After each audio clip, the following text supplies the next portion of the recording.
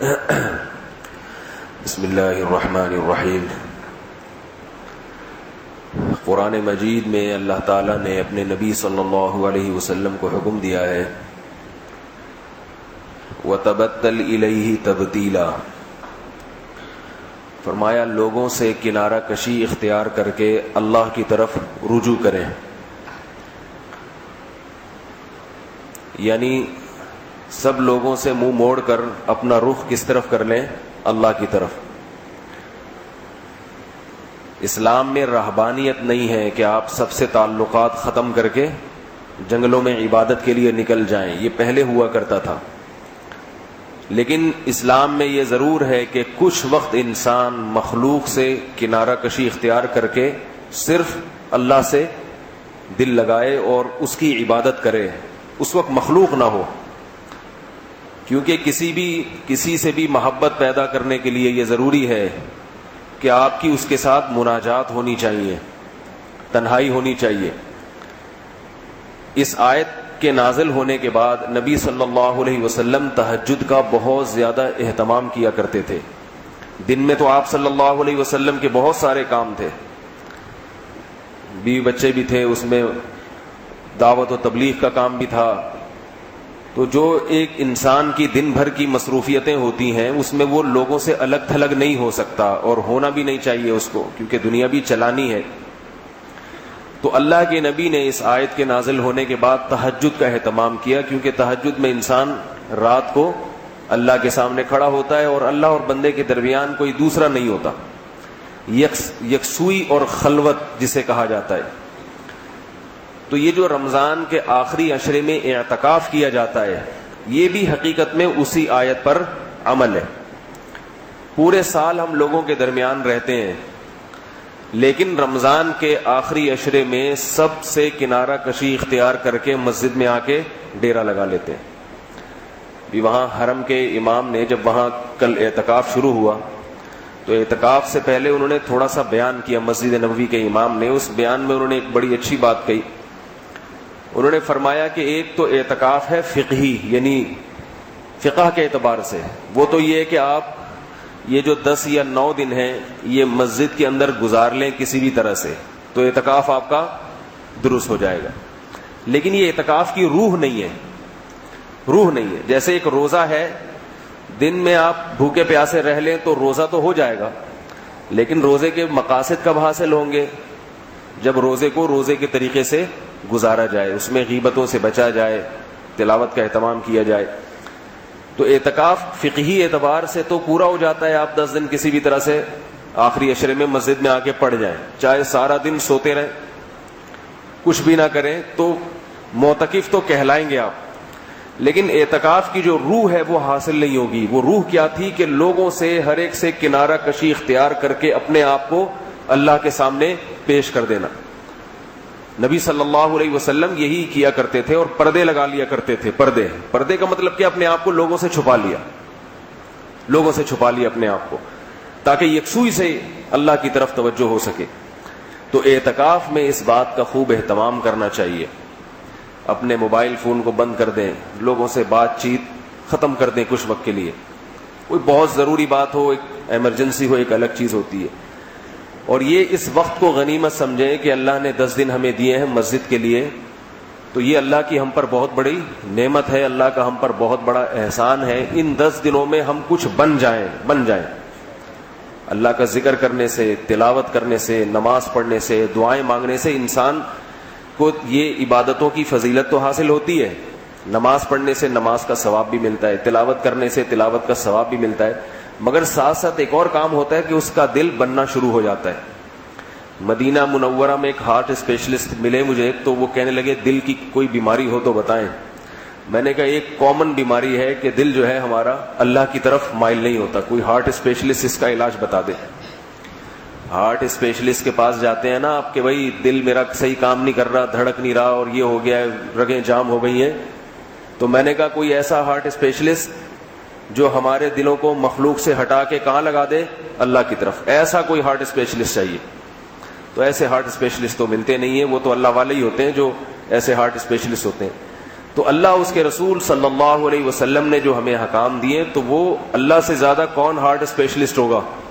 تو اللہ نے کہا تمہارے دل کے اندر جو گندگیاں بھری ہوئی ہیں دنیا کی، پیسے کی محبت، دولت کی محبت، دنیا دنیا دنیا، بس میں زندہ رہوں، زیادہ سے زیادہ میں مروں نہیں، تو یہ جو دنیا کی محبت کے گٹر ابل رہے ہیں جس سے انسان ڈپریشن کا مریض بنتا ہے.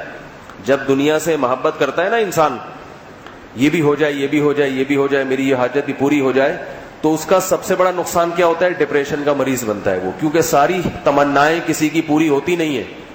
ایک تمنا پوری ہوگی دوسری نہیں ہوگی تو دل جلے گا، ہائے یہ نہیں ملا، ہائے یہ نہیں ملا، پتہ نہیں کیا ہو جائے گا کل میرے ساتھ، پریشان رہتا ہے. تو اللہ سے لو لگا لے گا تو بھائی اپنی فائلیں اللہ کے پاس جمع کرا دی ہیں، بھائی ڈاکومنٹس وہاں جمع ہو گئے ہیں، اب کام ہو گیا، ٹھیک ہے، نہیں ہوا تو بھی ٹھیک ہے، ہم نے تو اپنا جو کام کرنے کا تھا وہ کر لیا. تو اللہ سے دل لگانے کا دل کو بڑا فائدہ ہوتا ہے، پھر کسی ہارٹ اسپیشلسٹ کے پاس جانے کی ضرورت نہیں رہتی، دل میں سکون آ جاتا ہے. تو ذکر کریں یہاں بیٹھ کے زیادہ سے زیادہ، جہاں بھی لوگ دنیا میں اعتکاف میں بیٹھے ہوئے، بیان باہر بھی جاتا ہے، کہیں بھی اعتکاف میں بیٹھے ہیں، اللہ کا ذکر کریں زیادہ سے زیادہ، تلاوت کریں. 4 قسم کی عبادتیں ہیں، تلاوت، ذکر، دعا اور نماز، اور ایک 5ویں ہے صدقات و خیرات، وہ بھی کرنا چاہیے. مسجد میں بیٹھ کے بھی کر سکتے ہیں آپ، اس میں آپ فون کر لیں گھر والوں کو، بھائی فلاں جگہ پیسے دے دو میری طرف سے، یہ عبادت یہیں بیٹھے بیٹھے ہو جائے گی. یا مسجد میں آپ کو کوئی غریب مسکین نظر آتا ہے تو اس کو چپکے سے آپ اس کے ساتھ تعاون کر سکتے ہیں. 4 عبادتیں تو جسمانی ہیں اور ایک جو ہے یہ مالی عبادت ہے، صدقات و خیرات. تو ان چیزوں کا بڑا اہتمام کرنا چاہیے اعتکاف میں. تو میں جلدی سے تھوڑے سے معمولات بتا دیتا ہوں اعتکاف والوں کو، وہ بغیر اعتکاف والے بھی کر سکتے ہیں، کیونکہ کوئی معمول نہ دیا جائے تو پھر خود سوچتے میں ٹائم گزر جاتا ہے. صبح شام کی جو تسبیحات ہیں یہ معمولات وہ بھی کر سکتے ہیں جو اعتکاف میں ہے، جو اعتکاف میں نہیں ہے وہ بھی کر سکتے ہیں. اعتکاف والوں کے لیے سہولت ہے اس لیے بتا رہا ہوں. صبح و شام کی تسبیحات، 100 مرتبہ استغفار، 100 مرتبہ درود شریف، 100 مرتبہ چوتھا کلمہ پڑھ لیں یا تیسرا کلمہ پڑھ لیں، جس کو جو آسان لگے. سبحان اللہ والحمد للہ ولا الہ الا اللہ واللہ اکبر. اللہ کے نبی نے فرمایا یہ کلمہ اللہ کو اتنا محبوب ہے کہ زمین پر جتنی بھی چیزیں ہیں جن پر سورج طلوع ہوتا ہے ان تمام چیزوں سے زیادہ اللہ کو یہ کلمہ محبوب ہے. یہ 100 دفعہ صبح پڑھ لیں. درود شریف میں کوئی بھی پڑھ سکتے ہیں، درود ابراہیمی جو نماز میں پڑھتے ہیں وہ بھی ہے، نہیں تو صرف صلی اللہ علیہ وسلم بھی پڑھ سکتے ہیں. اور استغفار کی تسبیح استغفر اللہ ربی من کل ذنب واتوب الیہ، اس میں ترجمہ اور مفہوم سوچ کے پڑھیں کہ اللہ میں ہر وہ جرم، ہر وہ گناہ جو میں نے آج سے پہلے کیا ہے، ہر اس گناہ سے میں تجھ سے توبہ کرتا ہوں، ہر وہ گناہ. اور اپنے گناہوں کو یاد کر کے استغفار کرنا چاہیے، ایسے نہیں کہ رٹا رٹایا بس ایک پھیرا گھما دیا اس میں. تو یا کسی کو یہ تسبیح بھی یاد نہیں ہے تو صرف استغفر اللہ، استغفر اللہ، اے اللہ میں تجھ سے اپنے گناہوں کی معافی چاہتا ہوں. تو یہ 100 دفعہ صبح پڑھ لیا جائے درود شریف اور یہ جو ہے یہ تسبیح تیسرا کلمے کی یا چوتھے کلمے کی، اور 100 دفعہ عصر کی نماز کے بعد پڑھ لیں. تو یہ نبی صلی اللہ علیہ وسلم نے اس کے بہت زیادہ فضائل بیان کیے، کم سے کم بتا رہا ہوں میں، کوئی زیادہ کرنا چاہے تو اس کی مرضی، اچھی بات ہے. اور دوسرا ہے تلاوت میں کم سے کم روزانہ 1 پارے کی تلاوت کی جائے لازمی. جو 1 پارہ بھی تلاوت نہیں کرتا نا روزانہ وہ تو گویا قرآن کا حق ادا ہی نہیں کر رہا ہے. اور جن لوگوں کی تجوید درست نہیں ہے یا انہیں قرآن پڑھنا نہیں آتا تو وہ روزانہ آدھا یا پونا گھنٹہ قرآن سیکھنے پہ لگا دیں. کسی بھی قاری کو پکڑ لیں، یہاں قاری صاحب بھی ہیں اور بہت سارے دوسرے قرہ بھی ہیں، بھائی مجھے روزانہ آدھا گھنٹہ 45 منٹ قرآن پڑھا دو. سمجھ رہے بات کو؟ اور یہ ایک چھوٹی سی بات آپ کو کر رہا ہوں کہ جو آپ پر احسان کیا کرے نا اسے کچھ ہدیہ بھی دے دیا کرو. اب روزانہ کسی قاری کو آپ بٹھا دیں، وہ اس بیچارے نے اپنا وقت نکال کے آپ کو روزانہ پڑھا دیا، تو اس کو نہیں بتائیں کہ میں آپ کو پیسے دوں گا، فی سبیل اللہ ہی پڑھا رہے ہیں، لیکن دل میں نیت کر لو کہ انشاءاللہ ان کو تھوڑا سا میں کچھ منہ بھی میٹھا کر دوں گا ان کا، کیونکہ حل جزاء الاحسان الا الاحسان. اللہ فرماتے ہیں کہ نیکی کا بدلہ کیا ہے؟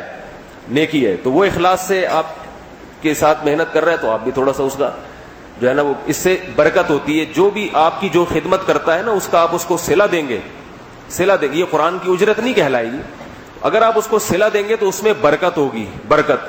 اللہ تعالیٰ کہیں گے کہ دیکھو اس نے اس خدمت کی قدر کی ہے، اس نعمت کی قدر کی ہے اس نے. تو تھوڑا سا وقت نکال کے, اور یہ دینا ضروری نہیں ہے, کہیں کسی کے پاس نہیں ہے تو نہیں دے, ویسے ہی پڑھ لے, پڑھے ضرور, یہ دعائیں دے دے, سب سے بہترین چیز ہے, اس کو دعائیں دے دے استاذ کو اپنے.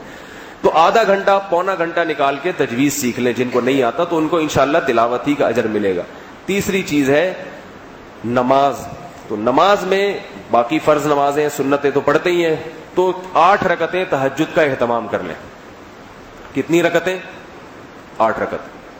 اس 8 رکعتوں میں اگر کوئی حافظ ہے تو دن میں جو پارا اس نے پڑھا ہے وہ 8 رکعتوں میں دہرا لے. اس سمجھ رہے بات کو کہ نہیں سمجھ رہے؟ اعتکاف میں بہت سے حافظ بھی بیٹھے ہوتے ہیں, تو وہ 8 رکعتیں تہجد میں دہرا لیں.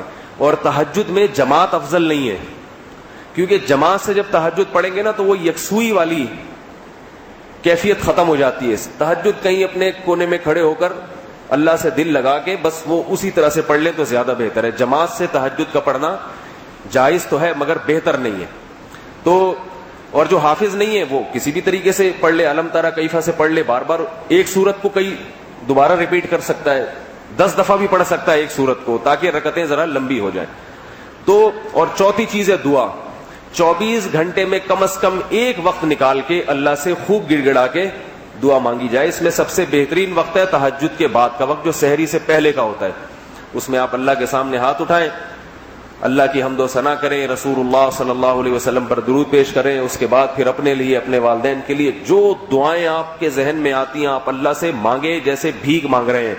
اور یہ بات یاد رکھیں کہ دعا میں شیطان انسان کو یہ مایوس کراتا ہے کہ تو اتنے عرصے سے مانگ رہا ہے, اور وہ روزانہ ایک ہی بات کو مانگتا ہے, ملتا تو کچھ ہے نہیں. تو نبی صلی اللہ علیہ وسلم نے فرمایا کہ اللہ بندے کی دعائیں قبول کرتا رہتا ہے. ایک وقت آتا ہے کہ اللہ قبول کرنا چھوڑ دیتے ہیں. وہ وقت کون سا ہے؟ جب بندہ یہ کہتا ہے کہ میں مانگتا رہوں, میں کتنے عرصے سے مانگ رہا ہوں مگر اللہ قبول نہیں کر رہا. بڑی عجیب حدیث ہے.